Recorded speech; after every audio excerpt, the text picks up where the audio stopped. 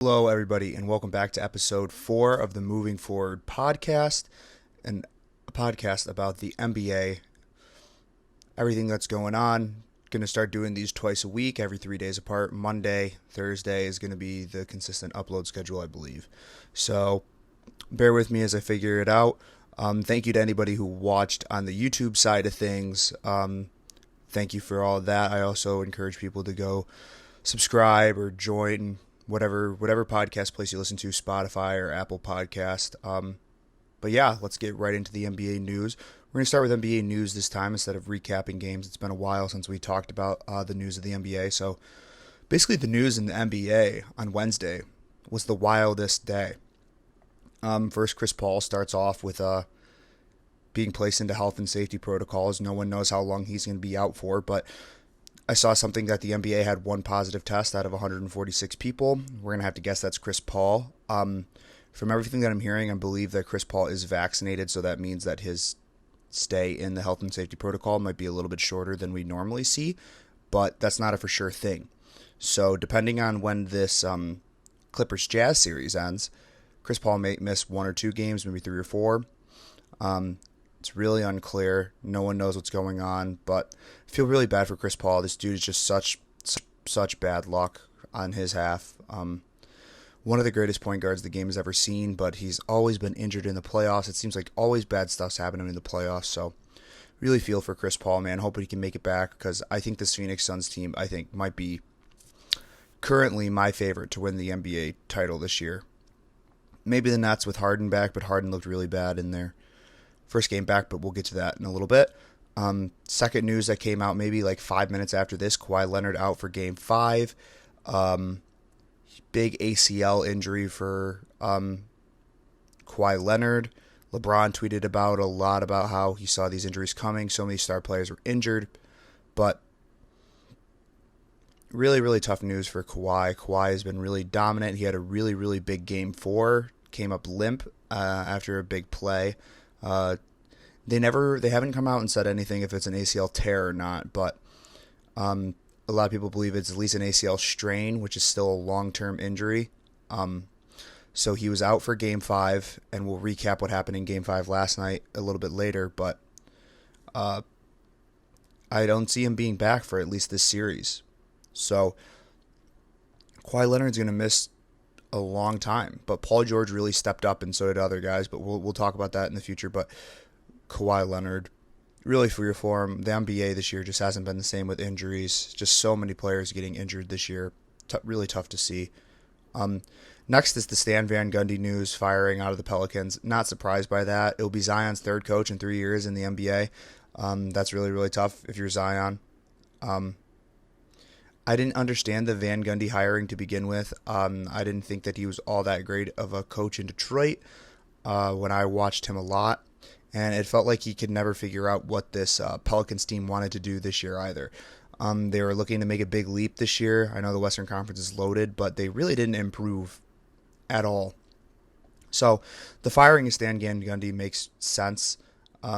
He's the second coach to be fired following Nate Bjorken in Indiana. And actually, next thing we'll talk about is the third coach to be fired or part ways. Scott Brooks, they were looking to figure out an extension for Scott Brooks with the Wizards. They couldn't figure it out, so Scott Brooks is out as the Wizards coach. I don't know. I feel like Scott Brooks is a decent coach. He had a really, really good team with OKC that kind of carried him a bit, to be honest.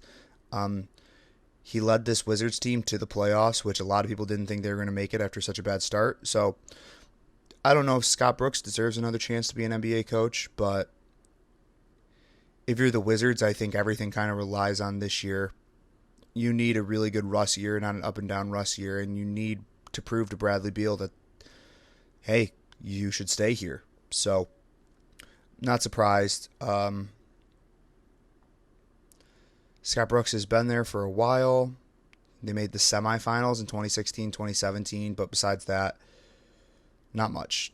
Next, this one also didn't come as a surprise to me after hearing that Luka has been butting heads with some people in the Mavs front office. So Donnie Nelson out as the Mavs basketball operations and general manager, I believe.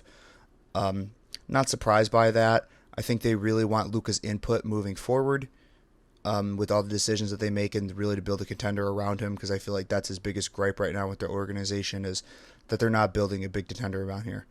They do have Porzingis, but Luka right now gives me big LeBron Cavaliers vibes. The last thing, LaMelo Ball winning Rookie of the Year. We all saw that coming. He missed a couple of games. Anthony Edwards had a really good year. I thought maybe Rookie of the Years, which has happened before, but it's been a while since it has. So I'm not really surprised by that. LaMelo Ball, Rookie of the Year, had a great season, led the Hornets to almost the playoffs. So not a surprise there. LaMelo Ball, Rookie of the Year. And that wraps up your NBA news. Now let's get into the recaps of a couple of the games. Since these episodes are around 3 days apart now, so we got to see 2 games out of the 76ers and the Hawks and 2 games out of the Jazz and Clippers. First, we'll start with the Monday games.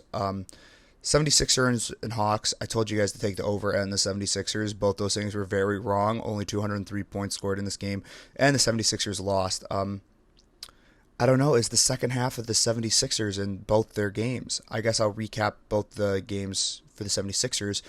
They've choked away 2 massive leads in the second half of their game 4 and in the fourth quarter of their game 5. So now they're down 3-2. I picked the 76ers for sure to at least be in the Eastern Conference Finals. I thought that was the most for sure thing for a team to make the conference finals, and I'm really starting to doubt that even happens. The Hawks have a home game to clinch this series. It was really surprising. Trae Young really put the team on his back. Trae had 25 and 18 in Game 4, and then he had 39 in Game 5. Joel missed some clutch free throws at the end of Game 5 that really sunk it for me.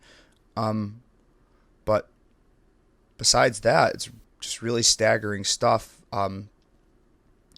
Didn't have the best Embiid game in Game 4. That was the big storyline, is Embiid had a pretty bad game. He only had 17 points. But I think the loss of Danny Green really hurt. Korkmaz stepped in his place, put up 10 points in Game 4, but was minus 13. Kind of a liability on defense. Tobias Harris didn't have the best game. He did lead their scoring with 20, but didn't have their best game. He wasn't very efficient.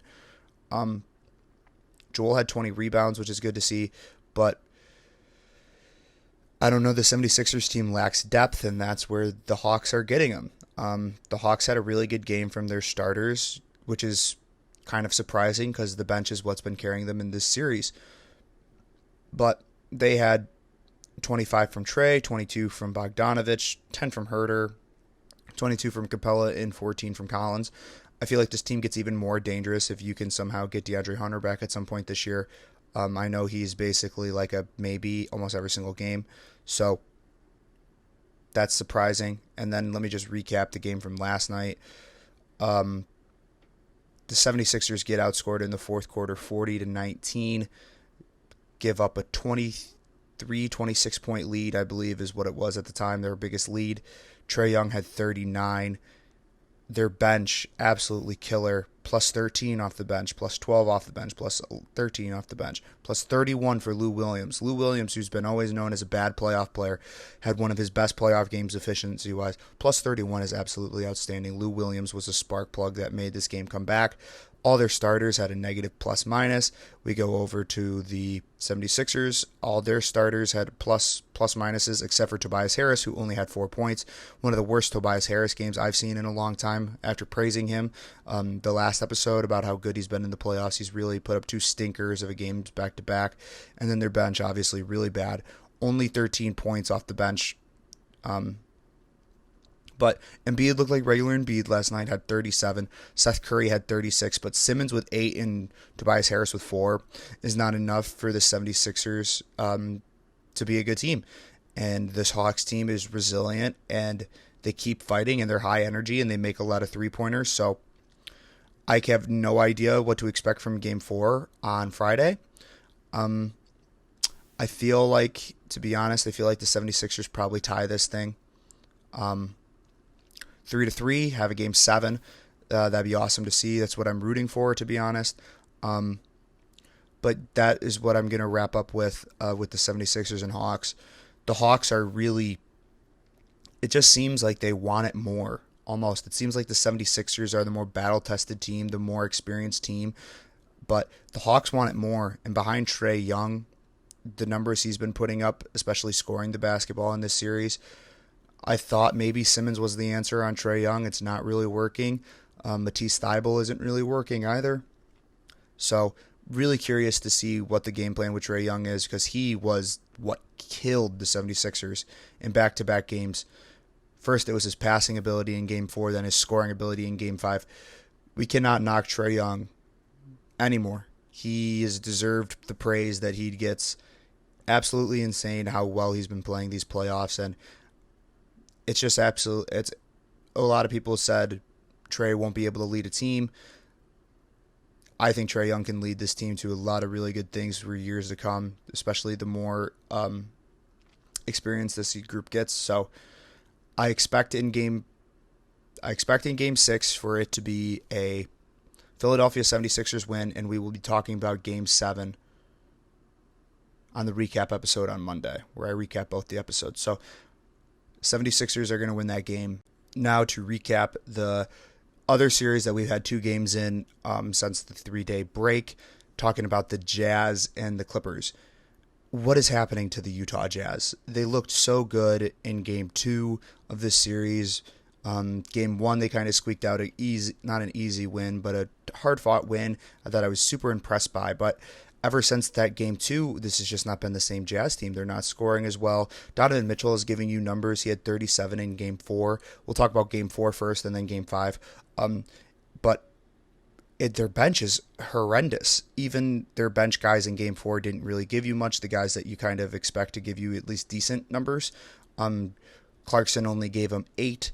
Niang gave them 0. He plays a decent amount of minutes, and Favors only gave them 2. And that's their main 3 off the bench guys. They really didn't give them squat.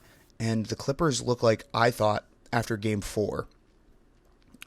No one knew how serious the Kawhi injury was. They were up by a decent amount of points, so they just took him out. Kawhi ends up being out Game 5. Me personally thinking, I'm like, okay, this is the chance that the Jazz have. This is the chance for the Jazz to take this series over, because before then, I thought that this was completely over. Like, after the Clippers won Game 4, I thought to myself, like, this Clippers team is dominating them currently, and heading into Game 5, I really thought that this was the chance for the Jazz to really take this series and clinch it at home without no Kawhi. But Game 4, they got 31 out of Kawhi. They got 24 out of Marcus Morris Sr., which is a little, you usually don't get that. 31 from Paul George.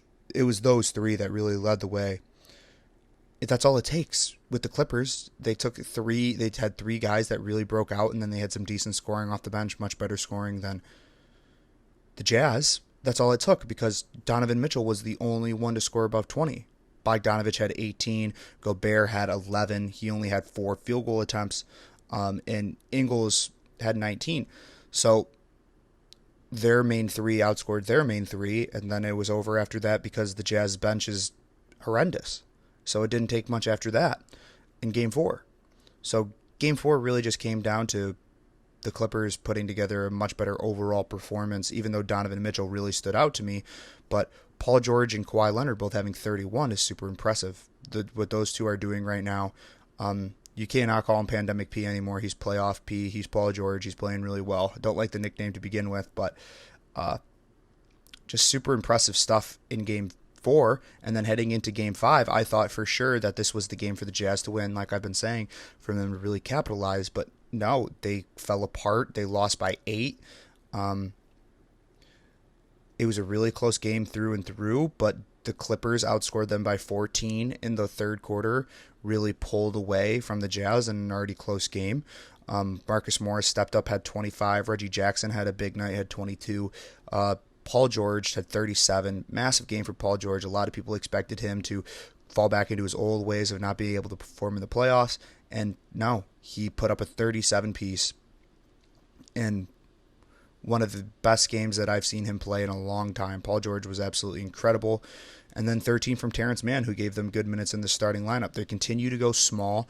They brought in Zubats for only 8 minutes, and then they had Kennard and Beverly play 17 and 20, and then Rondo. So they're not really playing anybody above 6'8", but it's absolutely killing the Jazz with a big man who's not a traditional scoring big man who makes you pay for going small.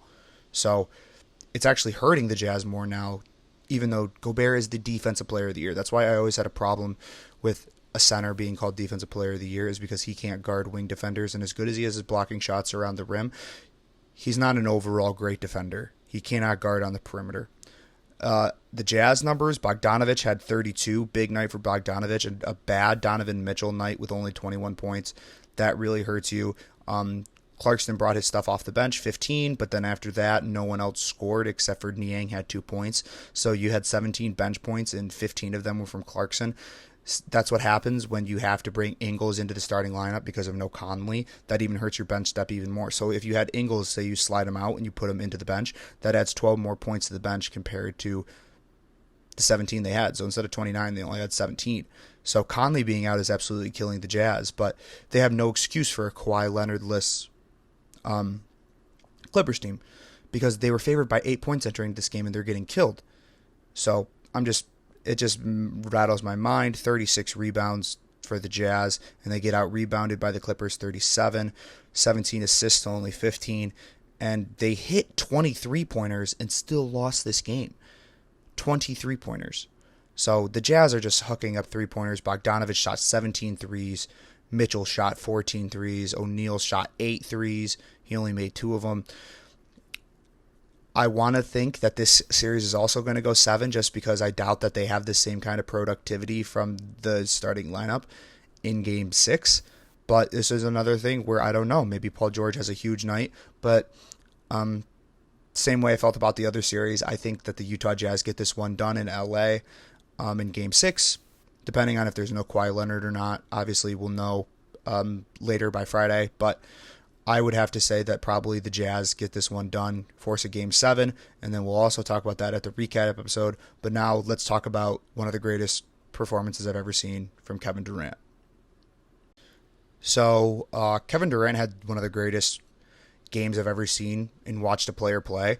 Giannis had a pretty decent game himself with 34, but let's only focus on Kevin Durant. Kevin Durant had 49 points, 10 assists, and 17 rebounds. I think he's like one of only 4 players ever to do this in a game. Have 40, 15, and 10, or 45, 15, and 10 in a playoff game, and shoot above 60%. It was one of the greatest games I've ever seen. He had unbelievable shot after unbelievable shot.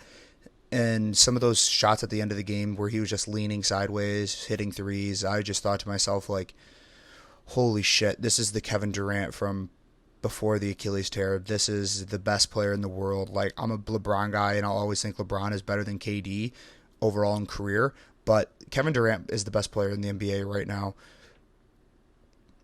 And he had to have that kind of night because James Harden tried to force himself to come back, and he had 8 assists and he had 6 rebounds, so he was contributing, but 1 for 10 from the field, 0 for 8 from 3, only had 5 points, really didn't give you much scoring the basketball-wise. So Kevin Durant needed that kind of night. And along with Kevin Durant, what the hell was Jeff Green doing? The last 2 active members of the Seattle Supersonics just absolutely going off this game. Jeff Green with 27 points, 7 for 8 from 3, 4 free throws. Jeff Green was absolutely astounding this game. He had one of his best games. Jeff Green put in the place of Bruce Brown, who kind of struggled in that Game 4 that allowed Milwaukee to win.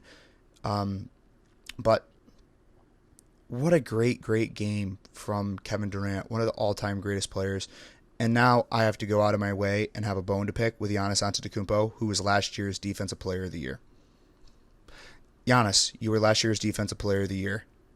Act like it. You didn't attempt to guard Kevin Durant one time. I get that you can't guard Kevin Durant the entire game because obviously that's Kevin Durant and that will tire you out on the offensive end of the court, but you're the Defensive Player of the Year. You were last year's MVP, but yet somehow you are unplayable in the last 2 minutes of games. You can't hit free throws. You are a detriment to your team in the last 2 minutes of the game. How can this player be the MVP of our league last year and also be a Defensive Player of the Year? Sure, you got 34 points, but your last 2 minutes were were awful. Sorry.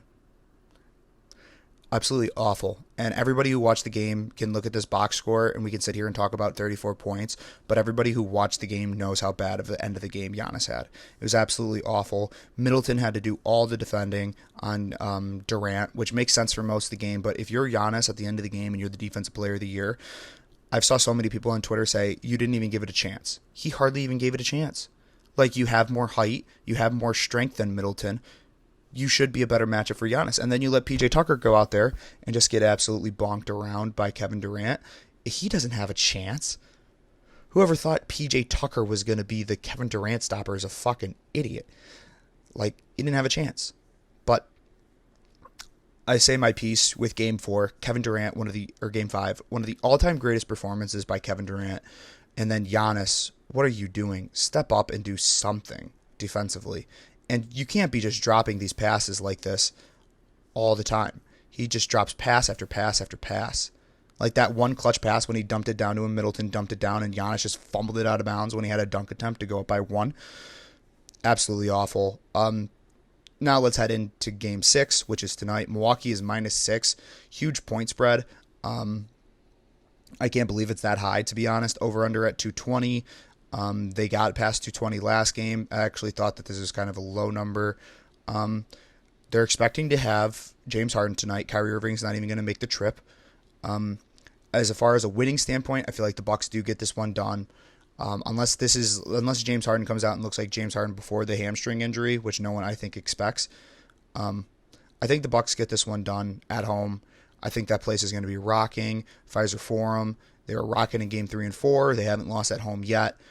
So I expect them to win at home again in Game 6. I'd stay away from -6. That's really, really scary. I kind of like a little bit of a sprinkle, and that's money line here. That could be a little interesting. But I don't think the value is there for Milwaukee to take it at -245. All these games have been close. Even in the Milwaukee wins, they won by 11 in Game 4 at home, which was pretty much a bigger margin of victory. Game 3, they only won by 3. They won by 6 in that one. They won by 8 in that one, and then a blowout in Game 2. I don't know. The Nets just said have an all-out effort, so I could see this one also being a blowout. But I think it's a closer game. I think I'm